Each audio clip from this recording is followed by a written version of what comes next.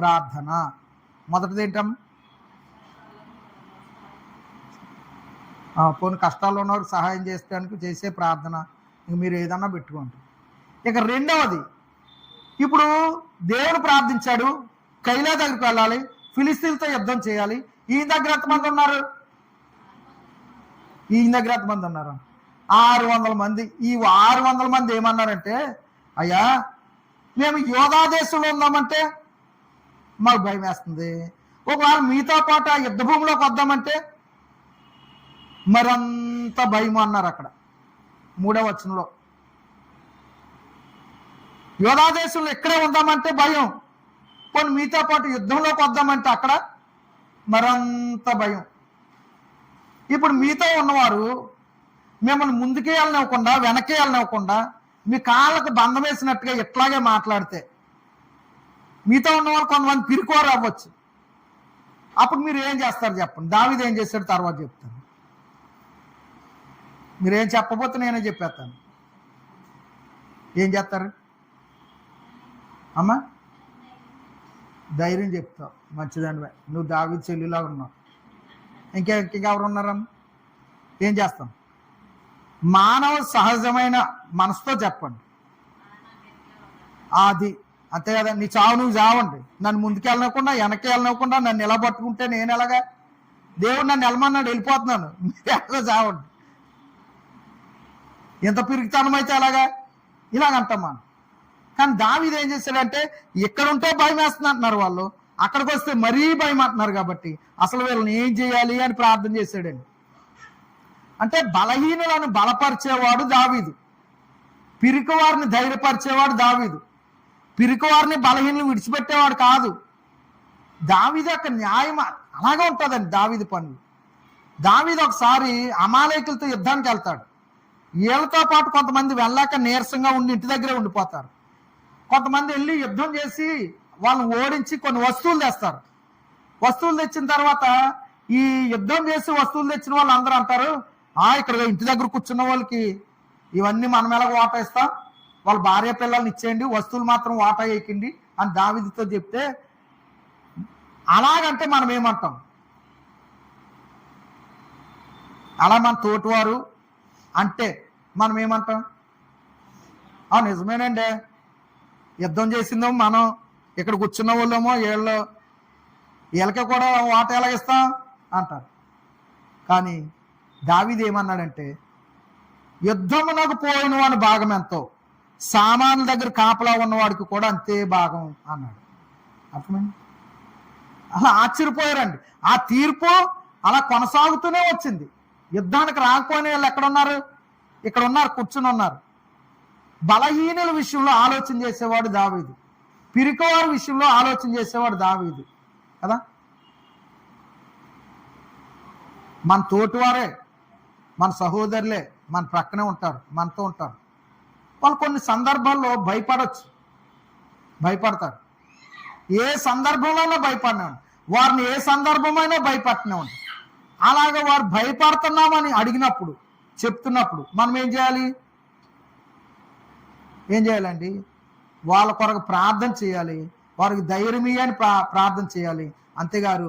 అంతేకాదు వాళ్ళకి మనం సహాయం కూడా చేయాలి. అదే, నీ చావు నువ్వు చావు, నీ బ్రతుకు మీరు బ్రతకండి, అలాంటి మాటలు ఉపయోగించిన వాడు కాదు దావీదు. ప్రభా వీరు భయపడుతున్నారు, ఏం చేయండి? నేను అక్కడ ప్రార్థనాంశం లేదు, నేను చెప్తున్నాను, ఏం చేయండి అని ప్రార్థన చేసి ఉంటాడు. దేవుడు అంటున్నాడు, నువ్వు వెళ్ళు, ఆ ఫిలిస్తీన్లు నీ చేతికి అప్పగిస్తున్నాను, నువ్వు వారిని లెస్సగా అంటే మొత్తం వాళ్ళని నాశనం చేస్తావు అన్నాడు. అంటే యుద్ధం చేసిన తర్వాత విజయం వచ్చిందా? విజయం ముందే వచ్చి యుద్ధం చేశాడా? అమ్మా, నా బాధ నా భాష అర్థం కాలేదా? దేవుడు అన్నాడు, ఇంకా వీళ్ళు యుద్ధానికి వెళ్లకుండానే విజయం పొందకుండానే ఈ పిరికివారిని కూడా ధైర్యపరచడానికి దేవుడు అన్నాడు దావీదుతో, నువ్వు వెళ్ళు, వాళ్ళని లెస్సగా ఓడిస్తావు, నీకు జయం కలుగుతుంది అని చెప్పాడు. వెంటనే పిరికివారికి ఏమొచ్చింది? ధైర్యం వచ్చింది అన్నమాట అండి. అర్థమైందండి? దావీదు ప్రార్థన పిరికివారిని కూడా, అలాగే దావీదు విజయం మనకు వచ్చేసింది కాబట్టి మేము కూడా వస్తామని వెళ్ళారండి. వారు వెళ్ళారు, వాళ్ళని ఓడించారు, తిరిగి వచ్చారు. పిరికివారిని మనం ఎప్పుడు కూడా, భయపడుతున్న వారిని ఎప్పుడు కూడా మరంత భయంలోకి దిగిపోకుండా, మరంత పిరికితనంలో దిగిపోకుండా వాళ్ళని ఏం చేయాలి? వాళ్ళ సందర్భం ఏదైనా కానివ్వండి, ఖచ్చితంగా వాళ్ళని మనం ధైర్యపరచాలి, ఖచ్చితంగా వాళ్ళని మనం బలపరచాలి, ఖచ్చితంగా వారి కొరకు ఏం చేయాలి? ప్రార్థించాలి. ఇది క్రీస్తు యేసునకు కలిగిన మనసు. ఇక్కడ కూడా దావీదులో ఈ క్రీస్తు యేసు మనసే చూస్తాం కదా. చెప్పమంటారా? దోణిలో వెళ్తున్నారు ప్రభు శిష్యులు. ప్రభు అరమరణ ఆ వాడ అమరంన తలవాల్చుకున్నాడు, నిద్రపోతూ ఉన్నాడు. వీరేమో దోణి నడిపిస్తూ ఉన్నారు. సడన్గా వాతావరణం అంతా మార్పు వచ్చింది, గాలి వేస్తూ ఉంది, పెద్ద తుఫాన్ వచ్చింది. వాడ చిన్నది, తుఫాన్ ఏమో పెద్దది. కెరటాలు వేస్తూ ఉన్నాయి, వాన కొడుతూ ఉన్నాయి, ఇదో పైకి లేస్తుంది, కింద పడుతూ ఉంది. ఈయనేమో హాయిగా నిద్రపోతున్నాడు, వీరేమో భయపడిపోతూ ఉన్నారు. ఇలాంటి సందర్భంలో ఆయన మంచి నిద్రలో ఉన్నాడు, మనం మంచి నిద్రలో ఉన్నాం. ఎవడో భయపడినాడు గబగబా వచ్చి మనం లేపాడు. మీకు ఎలా ఉంటాయి? అసలు మీరు ఎలా మాట్లాడతారు చెప్పండి? ఎలా ఉంటుందా? నిద్ర లేపినోడిని మన భయం వేస్తుంది. మన పక్కోడు ఎవడో నిద్రపోతున్నాడు, ఆయన లేపాము, ఇంకా ఆడి పరిస్థితి ఎలా ఉంటుంది? లేచిన తర్వాత అసలు ఈ కేకలగాడు ముందే చచ్చిపోతాడు కదా. ప్రభు నిద్రపోతుంటే లేపితే ఆయన ప్రశాంతంగా లేచాడు, కేకలు వేయలేదు. అర్థం చేసుకున్నాడు వారి భయాన్ని, వారి పరిస్థితిని అర్థం చేసుకున్నాడు. ఇది ప్రభు మనసు అన్నమాట. ఆ సిచ్యువేషన్ అంతా చూశాడు. ఆ గాలి తుఫాను ఖచ్చితంగా వీళ్ళు భయపడడానికి అవకాశం ఉందని ప్రభు అర్థం చేసుకున్నట్టుగా మరి ఎవ్వరు కూడా అర్థం చేసుకోడు. పరిస్థితిని అంతా చూశాడు. గాలి నాగమన్నాడు, నీరు నాగమన్నాడు, నెమ్మలించాడు. వారికి అప్పుడు ధైర్యం వచ్చింది. వాస్తవంగా చూడండి, వారితో ఉన్న నాయకుని యొక్క సామర్థ్యం ఎరగకపోతేనే పిరికితనం వస్తుంది. అర్థమైందా మీకు? వారితో ఉన్న నాయకుడి యొక్క సామర్థ్యం ఎరగకపోతేనే వారు భయపడతారు. మీరు భయపడుతున్నారంటే మీరు నమ్మిన ప్రభు ఎంతటి వాడో మీకు తెలియక. మీకు అర్థమైందా?